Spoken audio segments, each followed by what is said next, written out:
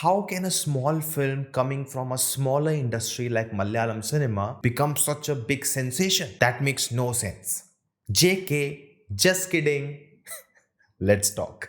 Hello guys, I'm Nona. Today we're talking about the blockbuster Malayalam film Premalu, directed by Girish A, which is now streaming on Disney Plus Hotstar. We did a live watch along for the film and the cut down reaction will be available soon. This film was a big surprise for many because it was very unexpected. It didn't have any big names associated with it except the producers. It was nowhere a big budget, big scale action film, which is a trend nowadays. And that's why a lot of analysts got confused that how did this film work so well? It went against all the norms to become a successful film. And the reason for this, according to me, is that this film is very relatable to the masses. The real people, the majority who come to watch films, their life got represented on the big screen. And that too in a very fun and entertaining way. It just takes you on a fun ride that you'll enjoy. Moving forward, there'll be minor spoilers, so if you have seen the film, then only continue watching. This film addresses the pain point of so many boys in our country, including me. Getting so shy in front of a girl that you can't even talk. And there can be multiple reasons for that. The family background you come from, the status in society, which education board you come from, ICSE, CBSE or state board. Even that has become a point of discrimination. And all of it is not done with the lip service. Just for the sake of it, there are dialogues about it. All of this are nuances. It's part of the subtext of the film. There's a clear difference between the boy and the girl. She's working in IT with a good job. She comes from a great family background. She has a higher status. According to the society's norms, she looks attractive compared to the guy. But the film never plays any of it in your face. All of this is just present in the film, which makes the world believable. All of it is the setting where the story unfolds. This film portrays today's youth, not in a perceived manner that what some people think today's youth are, but the actual real youth. Because all of it is coming from real world experience. The way they talk, the way they live, the way they think. You'll see the relatable struggle the boy goes through, how naive we are. That if a girl is being nice to us, we just fall in love. Why? Because we don't know any better. We are not used to people being nice to us. And not just anyone, the girl you like is being nice to you, you will just think one thing, that she also likes you back. That you are made for each other, you are soulmates. The bell goes ringing in your head. Remember Uday's character from Dhoom series? Yes, that's most of us. But then the reality hits. There is a sense of inferiority complex in most of us, that we are not good enough. And it happens when you get the rejection over and over again. And over that, if you're not able to find your way in life, what you want to do, what you want to study, what you want to work, you're unable to make it anywhere, that's the point you start to feel like you're a big failure. I like that in the film, we also get the female perspective. I would have liked it a little more, but that's fine.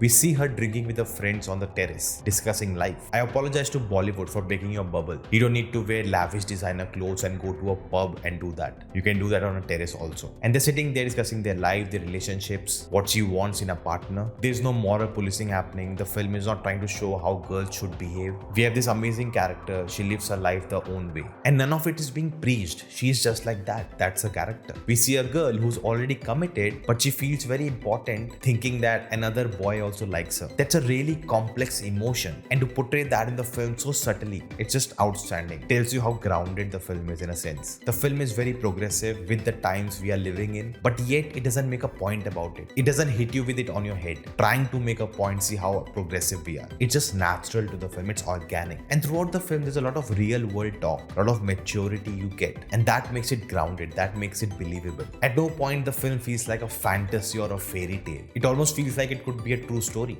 You never know. Now this film also has elements of absurdity and silliness, which makes you crack up, you laugh a lot. But for me personally, the relatable stuff is what I connected to the most. The two guy friends plotting and planning how to get to the girl, analyzing every interaction, what does it mean? The dialogue about the WhatsApp message, waiting for that blue tick. How far are you going to go to impress a girl? The whole idea of one-sided love. That was the part I connected to the film the most. It felt relatable. Pain. The film also, kind of makes fun of the corporate world, the IT environment, the way the manager behaves. Oh my god, that character Adi. He was so annoying. Played wonderfully well by Shyam Mohan, but I just wanted to kill him. JK, John F. Kennedy. Just kidding. But I did feel over the time in the film, he started to become a caricature and his performance became little overboard. And it felt like, they had this certain certain approach for this character and was really working well. People were laughing, the scenes were coming out nice, so they took it to the next level, over exaggerated it, which for me became little too much. Definitely there are so many laugh out loud moments with that character. The pre-climax scene where he's destroyed, I enjoyed that so much, but overall in the film it really starts to take away from the story, and that's what I felt for the climax of the film also, because when the breakup happens, we are at a very interesting point, and I wish the film explored that more. At that time, I was getting vibes of 500 Days of Summer, that what is really happening between them, ye rishta kya kehlata hai, does the guy really loves her or is just infatuation, and even for her, did she find a good friend and companion, or is there something more here? But instead of that, we get more silliness with Adi's character, that whole chase sequence, the climax, and then we just rush to the I love you moment. It never felt earned because we didn't spend time enough to understand what's happening. There's a really beautiful scene where she breaks down and he thinks of calling her but he doesn't, and that beer can thing coming back at the end as if it was all fate. These are interesting ideas, but I wish the film explored it more. But even with all of that, I liked at the end he didn't stay back. They do come together, but he has to move on in life, and that is a bittersweet ending, but it feels real. The cast was wonderful. Mamitha and Naslen combo really works. You sense the chemistry between them. I even like Akhila Bhargavan's performance as Kartika, but Amar Davis was a standout as a friend, played by Sangeeth Prathap. And I also found out that he's an editor. That's a unique thing about Malayalam cinema. At the end, the film was fun and entertaining. It definitely had the potential